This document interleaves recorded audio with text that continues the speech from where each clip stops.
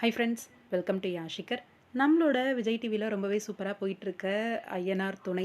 ஐயனார் துணையில் வந்து ஒரு அவார்ட் மட்டும் என்ன அவார்டு அப்படின்னு தெரிஞ்சிருக்கு.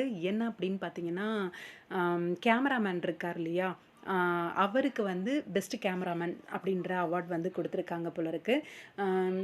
இதில் எனக்கு தெரிஞ்சு நம்மளோட ஐயனார் துணைக்கு மட்டுமே ஒரு 4 அவார்ட் வந்து கிடைக்கிறதுக்கு வாய்ப்பு இருக்குது.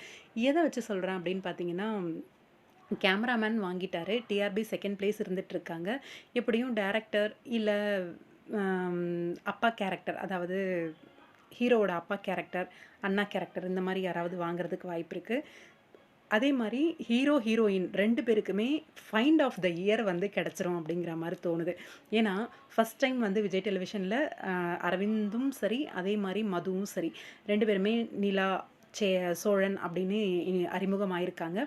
2 பேருமே அவங்களோட பெர்ஃபார்மன்ஸ்ல அடி தூள் கிளப்பிட்டு இருக்காங்க. கண்டிப்பா ஃபைண்ட் ஆஃப் த இயர் வந்து நம்மளோட நிலாக்கும், சோழனுக்கும் தான் கிடைக்கும் அப்படின்ற மாரி தோணுது.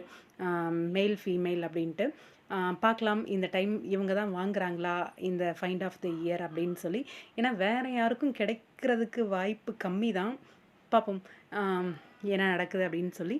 உங்களோட கருத்துக்கள் என்ன அப்படின்னு கமெண்ட் பாக்ஸில் சொல்லுங்கள்.